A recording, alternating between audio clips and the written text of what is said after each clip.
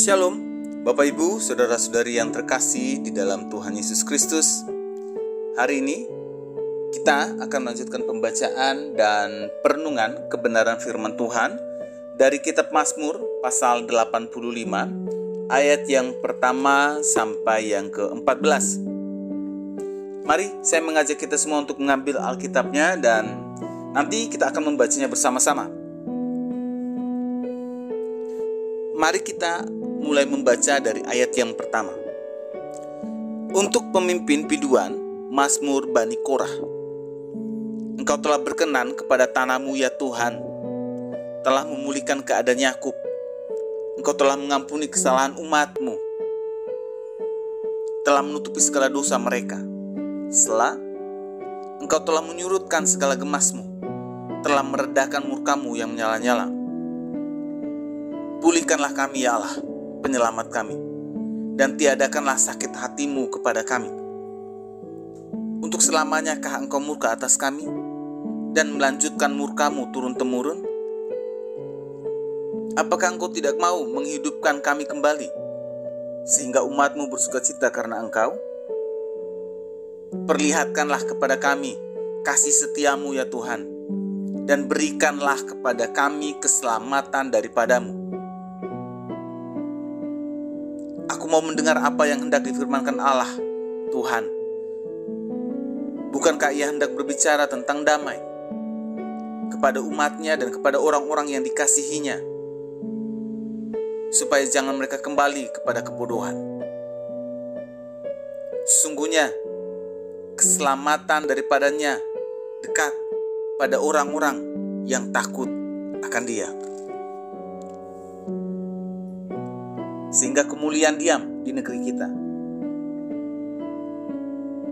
Kasih dan kesetiaan akan bertemu, keadilan dan damai sejahtera akan bercium-ciuman. Kesetiaan akan tumbuh dari bumi, dan keadilan akan mencenguk dari langit. Bahkan Tuhan akan memberikan kebaikan, dan negeri kita akan memberi hasilnya. Keadilan akan berjalan di hadapannya, dan akan membuat jejak kakinya menjadi jalan. Jemaat Tuhan yang terkasih, mulai pembacaan dan perenungan firman Tuhan dari kitab Mazmur pasal 85 ayat yang pertama sampai 14.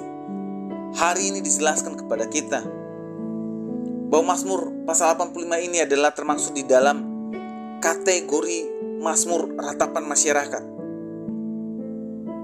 di mana pemazmur mengeluh kepada Tuhan tentang kesusahannya dengan keterbukaan dan menantikan Tuhan dalam kesusahan. Pada waktu Tuhan tidak terlihat, pemazmur menyanyikan pujian kepadanya.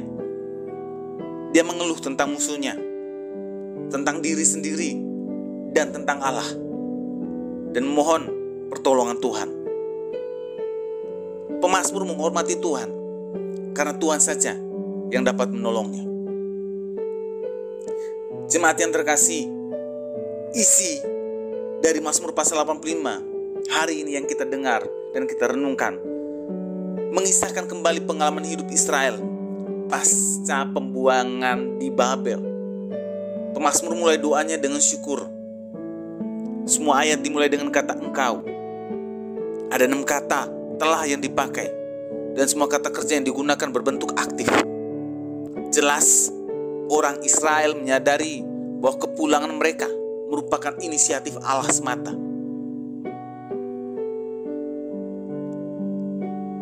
Kisah kepulangan Israel dari tanah pembuangan sungguh ajaib. Orang Israel tidak pernah menyangka bahwa Raja Media Persia, Kores yang berhasil menaklukkan Babel, memperkenankan mereka pulang ke Yerusalem. Ini peristiwa yang tidak masuk akal bagi umat Israel pada waktu itu. Seperti mimpi rasanya. Bayangkan, penguasa baru memberikan kesempatan kepada bangsa Yahudi pulang ke tanah leluhurnya. Jika pada keluaran dari Mesir mereka dituntut oleh Musa, ada negosiasi dengan Firaun, maka pada keluaran kedua ini mereka tidak berbuat apa-apa. dan mereka mengakui semua itu sebagai anugerah Tuhan. Namun optimisme yang mereka miliki ketika keluar dari negeri Babel harus berhadapan dengan situasi konkret. Yerusalem telah hancur total dan tinggal puing-puing. Menghadapi kenyataan itu, umat berseru dengan suara nyaring, "Pulihkanlah kami, ya Allah penyelamat kami." Mereka menyadari bahwa tanpa penyertaan Tuhan, tidaklah mungkin mereka sampai ke Yerusalem. Hanya karena pertolongan Tuhan, mereka akan dimampukan membangun Yerusalem kembali.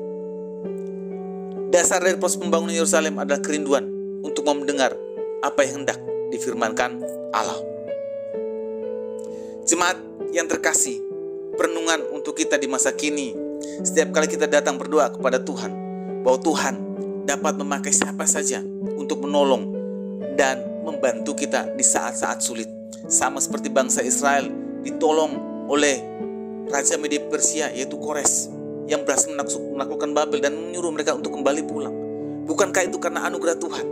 Bukankah itu karena keaktifan Tuhan yang turut serta dalam hidup mereka merancangkan hal yang terbaik?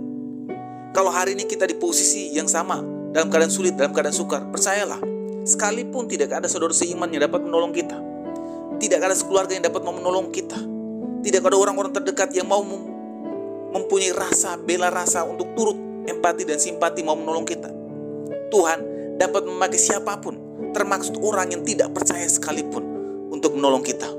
Itu untuk menunjukkan kepada kita bahwa Dia Allah yang bertanggung jawab untuk hidup saya dan saudara.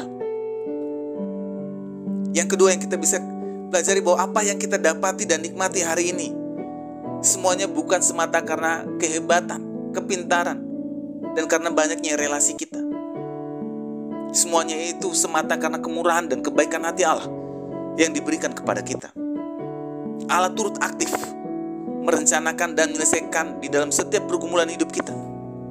Jadi yang perlu kita ingat di masa kini adalah semua yang kita alami, semua yang kita dapat dan nikmati hari ini, itu semua semata karena anugerah Tuhan. Oleh sebab itu, kita harus sadar diri bahwa hanya penyertaan Tuhan dan pertolongan Tuhanlah satu-satunya yang dapat membuat kita berhasil melewati setiap proses hidup ini. Mari kita berdoa. Tuhan, kami mengucap syukur melalui renungan hari ini. Kami diingatkan kembali bahwa pertolongan kami datang daripada Tuhan, dan Tuhan dapat memakai apa saja, siapapun, termasuk orang yang tidak percaya, untuk menolong dan membantu kami. Apapun yang kami alami dan nikmati hari ini, kami belajar untuk percaya bahwa semua semata karena anugerah, penyertaan dan pertolongan dari Tuhan yang memampukan kami melewati setiap masa proses hidup kami. Terima kasih Tuhan untuk pemeliharaan dan penyertaan-Mu. Di dalam nama Tuhan Yesus kami berdoa. Amin. Kiranya renungan hari ini terus menguatkan langkah iman kita dalam mengiringi Tuhan Yesus. Ingat, tetap teruslah percaya, tetap teruslah bersyukur, dan tetap teruslah berdoa. Tuhan